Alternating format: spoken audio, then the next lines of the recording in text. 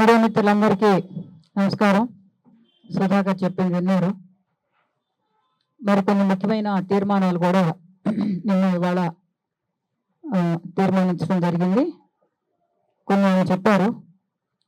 మరొకటి దళిత మహిళల సమస్యల మీద, మరీ ముఖ్యంగా బీజేపీ అధికారంలోకి వచ్చిన తర్వాత దాదాపు అన్ని రాష్ట్రాల్లోనూ షెడ్యూల్ క్యాస్ట్, షెడ్యూల్ ట్రైబ్ ప్రజానీకం మీద, ముఖ్యంగా మహిళల మీద, వాళ్ళ బ్రతుకు మీద దాడి ఎక్కువ అవుతా ఉంది. ఉత్తరప్రదేశ్ కానీ, రాజస్థాన్ కానీ, మధ్యప్రదేశ్ కానీ, ఈ రాష్ట్రాల్లో గుజరాత్ కానీ మరీ అన్యాయంగా ఉంది పరిస్థితి. హత్రాస్ ఘటన మనకందరికీ గాబరా పుట్టించేది. అట్లాగే ఎంత అడ్డు అదుపు లేకుండా ఉంటున్నారని అంటే బీజేపీ నాయకులు వాళ్ళ పార్టీ పేరు మీద ఎన్నికైన ఎమ్మెల్యేలు ఉన్న ఘటన మనం చూసాం. నేరస్తుడికి బెయిలే రద్దు చేస్తున్న పరిస్థితి. ఇటువంటి అనేక ప్రాంతాల నుంచి మహిళలు మహిళా ఉద్యమం ద్వారా సమీకరణ అవుతున్నారు. వాళ్ళ ఆత్మస్థైర్యంతో నిలదొక్కుని పోరాటం చేయడానికి సిద్ధపడుతున్నారు. ఈ దళిత మహిళల సమస్యలు పరిష్కారం చేయాలని, వాళ్ళకి అండగా నిలబడాలని, ఎస్సీ ఎస్టీ యాక్ట్ని ఖచ్చితంగా అమలు చేయాలని చెప్పేసి తీర్మానించడం జరిగింది. అట్లాగే లేబర్ కోడ్లు దాదాపు 5 సంవత్సరాలు బట్టి ఈ లేబర్ కోడ్ల వ్యతిరేకంగా కార్మికోద్యమం, ఐక్యంగా ట్రేడ్ యూనియన్ ఉద్యమం పోరాడుతుంది. ఇళ్ళ మీద కారం చల్లినట్టు లేబర్ కోడ్లు కనుక అమలు అవుతూ ఉంటే, కనీస వేతనం అనేది ఎక్కడా లేదు. చట్టం ఉండేది, కనీస వేతన చట్టం, పేమెంట్ ఆఫ్ వేజెస్ చట్టం ఉండేది, వర్క్మెన్స్ కాంపెన్సేషన్ యాక్ట్ ఉండేది, ఫ్యాక్టరీస్ యాక్ట్ ఉండేది, ఈ ఇండస్ట్రియల్ డిస్ప్యూట్స్ యాక్ట్ ఉంది. ఇట్లాంటి 30 పైగా చట్టాల కారణంగా ప్రజలకి, ముఖ్యంగా కార్మికులకి, స్త్రీ పురుష కార్మికులకి కొంత సేఫ్టీ ఉన్నది. ఎక్కడైనా అమలు జరగకపోతే కోర్టుకెళ్ళే అవకాశం కూడా ఉన్నది. అందుకని చట్టం అంటూ ఉన్నది కాబట్టి చట్టాన్ని అడ్డం పెట్టుకుని కార్మిక సంఘాలు పోరాటానికి అవకాశం ఉండేది. ఇప్పుడు చట్టాలు ఎత్తిపారేస్తే కోర్టులు, లేబర్ కోడ్లు తీసుకొస్తున్నారు. పని దగ్గరకు వచ్చేటప్పటికి పని గ్యారంటీ లేదు. గతంలో ఉద్యోగం అంటే పర్మనెంటే, కానీ కాంట్రాక్ట్ అనేది పర్మనెంట్ అయిపోయింది, క్యాజువల్ అనేది పర్మనెంట్ అయిపోయింది, ఇన్ఫార్మల్ అనేది పర్మనెంట్ అయిపోయింది. ఇన్ఫార్మల్ సెక్టర్ ఫార్మలైజ్ అయిపోతా ఉండే పరిస్థితి. దాన్ని ఇది ఇంతే, ఏ రోజు పని దొరుకుతుంది, ఏ పూట దొరుకుతుంది, ఏ గంట దొరుకుతుంది తెలియదు. సంవత్సరం లెక్క పోయింది, రోజుల లెక్క పోయింది, నెలల లెక్క పోయింది, ఇప్పుడు గంటల లెక్క, గంటకింత అని చెప్పేసి వేతనం నిర్ణయిస్తున్నారు. అంటే జీతానికి గ్యారంటీ లేదు, జీవితానికి గ్యారంటీ లేదు. ఇక ప్రజలకి వాళ్ళ జీవితాలు ఎట్లా ఉంటాయి, వాళ్ళ యొక్క మానసిక స్థితి ఎట్లా ఉంటుంది ఆలోచించండి ఒకసారి. కాబట్టి లేబర్ కోడ్లకు వ్యతిరేకంగా పోరాటం చేయటం అనేది కేవలం పనిచేసే కార్మికులు మాత్రమే కాదు. ఆ మాటకు వస్తే పని చేయిందారు, మనం ఎవరం పని చేయటంలా, ఆడ మగ అందరం పని చేస్తూనే ఉన్నాం. ఆ చట్టాలైనా ఉండబట్టి మీడియాలో ఉన్న ఉద్యోగులు కూడా చట్టం ఉన్నది, మాకు కూడా అమలు జరపండి అని చెప్పేసి మనం ఘర్షణ పట్టడానికి అవకాశం ఉంటుంది. అందుకని ఈ చట్టాలు మార్పులు చేయడానికి వ్యతిరేకంగా ఫిబ్రవరి 12వ తేదీన పెద్ద ఎత్తున కార్మికులు సమ్మెకి సిద్ధమవుతున్నారు. ఈ సమ్మెకి మద్దతు ప్రకటించాలి. సమ్మెను జయప్రదం చేయడానికి ప్రతి ఒక్క మహిళ ఇందుట్లో భాగస్వామి కావాలని చెప్పేసి మేము తీర్మానం చేయడం జరిగింది. ఇకపోతే మా ఉద్యమానికి కనుక వచ్చే పని అయితే, నిన్న సాయంత్రం మా జనరల్ సెక్రటరీ మరియం రావాలి వర్క్ అండ్ ఆర్గనైజేషన్ రిపోర్ట్ పెట్టారు. చేసిన కృషిని కొద్దిగా సమీక్షించుకుంటూ మా ఆర్గనైజేషన్ రిపోర్ట్ సుధాకర్ చెప్పారు. ఇప్పుడు 1981లో ప్రారంభమైంది. అప్పుడు 9 రాష్ట్రాల్లో సంఘాలు ఉన్నాయి. ఆ ఉన్న సంఘాలన్నీ కూడా ఒక అసోసియేషన్గా వచ్చి అఖిల భారత ప్రజాతంత్ర మహిళా సంఘం, డెమోక్రటిక్ ఉమెన్స్ అసోసియేషన్ ఏర్పడింది. ఇప్పటికీ 26 రాష్ట్రాలకి విస్తరించగలిగింది. గ్రామ స్థాయి, జిల్లా స్థాయి కనుక చూసే పని అయితే 40,000 పైన, సుమారుగా దగ్గర 50,000 స్థానిక సంఘాలు, స్థానిక అంటే గ్రామ బస్తీ సంఘాలు, యూనిట్లు ఏర్పాటు పనిచేస్తున్నాయి. అంటే ఇళ్ళకు తిరిగి మా పద్ధతి ఎట్లా ఉంటుందనంటే మా సంఘం ప్రతి ఇంటికి తిరిగి మహిళా సంఘం గురించి చెప్పి ఒక ₹2 సభ్యత్వం రుసుము వసూలు చేస్తాం.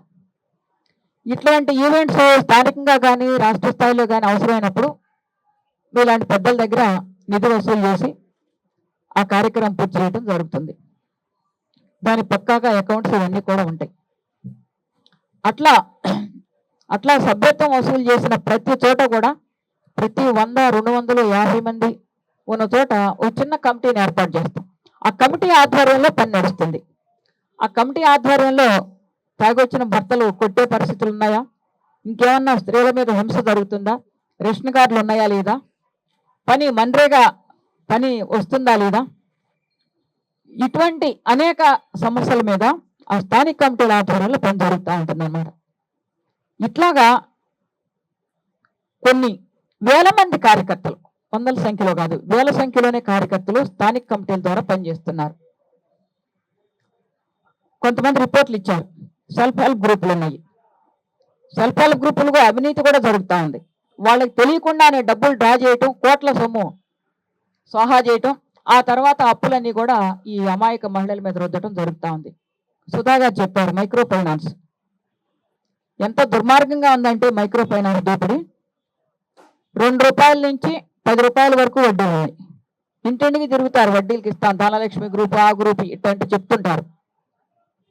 ఒక ఊర్లో అమ్మాయి తడికలు కట్టిన దడి ఉంటుంది కదా, తాటేకి దడి, మరుగు అదే కదా గ్రామాల్లో, స్నానం చేస్తుంటే వీడు వసూలు చేయడానికి వచ్చాడు, డబ్బులు వసూలు చేయడానికి. బాత్రూంలో దూరితే నోరు ఎప్పలేకపోయింది. చుట్టుపక్కల వాళ్ళకి మొత్తుకుంది. ఎవరు ఎందుకని భయం. మళ్ళీ అప్పుల మీద ఒక్కొక్కసారి ఏమవుతుందనంటే వాళ్ళకి వాడు ఏమి రాశాడో తెలియక కట్టిన డబ్బులే మళ్ళీ మళ్ళీ కడుతున్నారు. ఇట్లాంటి అన్యాయాలు కూడా జరుగుతూ ఉన్నాయి. ఇక్కడ మేము డిమాండ్ చేస్తుంది ఏంటంటే ప్రభుత్వాన్ని, ఆర్బీఐ ద్వారా నాబార్డు ద్వారా ఈ మైక్రో ఫైనాన్స్ సంస్థలు ఈ వడ్డీలకి ఇచ్చేవాళ్ళు 4% అప్పిస్తున్నారు. అంటే పాల వడ్డీకే వాళ్ళకి ఇస్తాడు.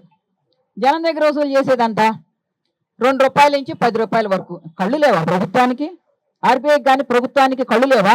నిర్మలా సీతారామన్ ఎంత పెద్ద కథలు చెప్తుంది, ఏం చేస్తున్నారు?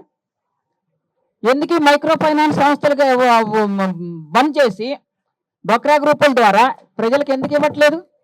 ఇక్కడ వీళ్ళ బ్యాంకుల చుట్టూ తిరగటమా? దీని మీద 9,000 మంది మహిళల్లో సర్వే చేసి సదస్సు పెట్టి జస్టిస్ మదన్ లోకూర్ వీళ్ళంతా కూడా వచ్చారు, ప్రభాత్ పట్నాయక్ వీళ్ళంతా కూడా వచ్చారు. ఇక్కడికి హాజరయ్యారు కీర్తి సింగ్ ఆమె, అట్లాగే బ్యాంక్ ఆఫీసర్స్ యూనియన్ నాయకులు థామస్ ఫ్రాంకో, వీళ్ళు ఒక జ్యూరీగా ఉన్నారు. మేము కొన్ని తీర్మానాలు పాస్ చేసాం, ఇంత వడ్డీలు ఇవ్వడానికి వీల్లేదు, ప్రభుత్వం జోక్యం చేసుకోవాలి అనేది. ఇటువంటి అనేక సమస్యలు తీసుకుని పనిచేయటం అనేది జరుగుతూ ఉంది.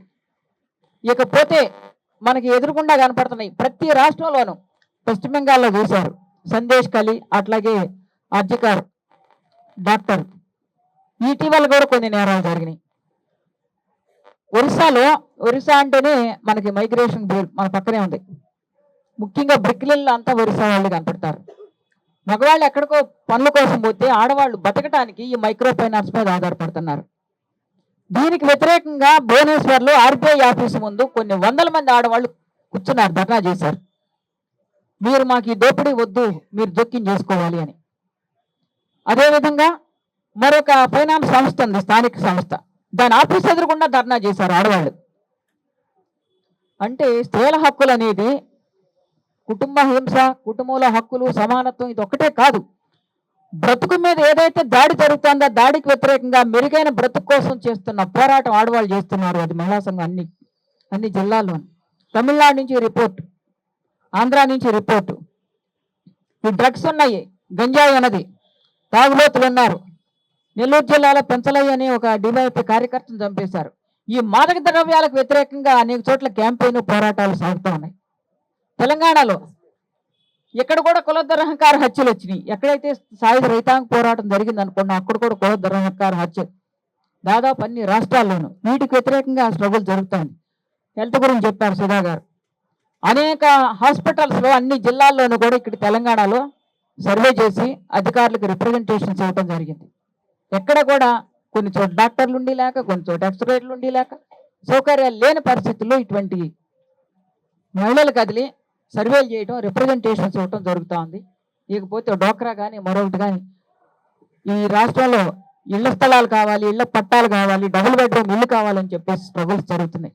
ఆ రకంగా మహిళల యొక్క జీవితాల్లో మార్పు తీసుకురావడం కోసం చేసిన కృషి ఇవాళ రివ్యూ జరుగుతూ ఉన్నది. ఇది మీకు తెలియజేయాలనుకున్నాం. దీంతో పాటుగా ఇప్పుడే కొన్ని పుస్తకాలు మేము రిలీజ్ చేయడం జరిగింది. ఇది 1947లో ఆంధ్ర మహాసభ జరిగింది. ప్రథమాంధ్ర రాష్ట్ర మహాసభ 1947 ఫిబ్రవరి గుంటూరు జిల్లా చిలువూరులో జరిగింది. అంతకన్నా ముందే ఒక్కొక్క జిల్లాలో తూర్పు కృష్ణాలో 1936లో ప్రారంభమైంది. దీన్ని రిలీజ్ చేసింది ఎవరంటే కనోనికా ఘోష్. పశ్చిమ బెంగాల్లో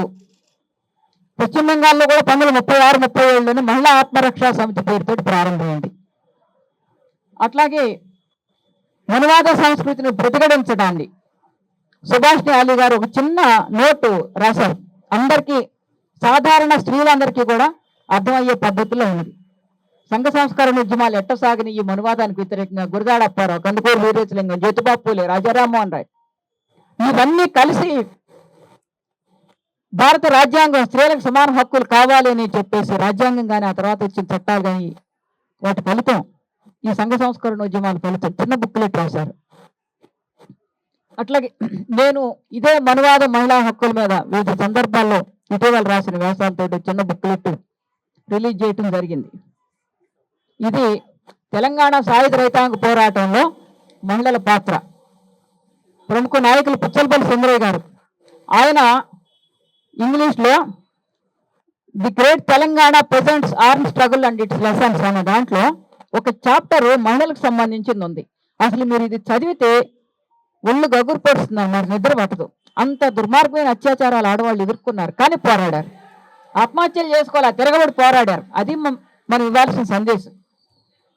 ఈ బుక్ని రిలీజ్ చేయటం జరిగింది. ఇది మైక్రో ఫైనాన్స్ మేము చేసిన సర్వే అన్నాం కదా, చేసిన సర్వే కన్క్లూషన్స్ ఇవన్నీ కూడా దీన్ని ఇక్కడ ఇదే సభలో రిలీజ్ చేయటం జరిగింది. అదేవిధంగా కేరళ ఆల్టర్నేటివ్ ఏంటి, కేరళ పథకాలు మహిళలకి ప్రజలకి ఏ రకంగా ఆల్టర్నేటివ్ చూపిస్తుంది అనేది ఇది ఒక బుక్లెట్ని రిలీజ్ చేయడం జరిగింది. అట్లాగే సుశీలా గోపాలన్ జీవి చరిత్ర చిన్న బుక్లెట్ తీసుకొచ్చారు. అది కూడా నవ తెలంగాణలో దొరుకుతూ ఉంది. లెఫ్ట్ వాడు వాళ్ళు పబ్లిష్ చేశారు. ఈ పుస్తకాలన్నీ కూడా రిలీజ్ చేయడం జరిగింది. అంటే మహిళల్ని, సాధారణ మహిళల్ని విషయాలు చెప్పడానికి, చైతన్యవంతం చేయడానికి మహిళా సంఘం చేస్తున్న కృషి. మొత్తం 9 పత్రికలు నడుపుతున్నాం. 9 పత్రికలు, వాటిల్లో నెలవారీ ఉన్నాయి, క్వార్టర్లీ పత్రికలు ఉన్నాయి. ఇక్కడ తెలంగాణలో తెలంగాణ మానవ పేరుతో ఒక పత్రిక నడుస్తూ ఉంది. ఆ రకంగా సాధారణ మహిళల్ని చైతన్యవంతం చేసి వాళ్ళల్లో ఒక అగ్ని కణాలని తయారు చేసే కృషి అఖిల భారత ప్రజాతంత్ర మహిళా సంఘం చేస్తున్నది. కాబట్టి ఈ వాస్తవాలు గమనించాలని, ఈ ఉద్యమానికి సహకరించాలని విజ్ఞప్తి చేస్తూ సార్.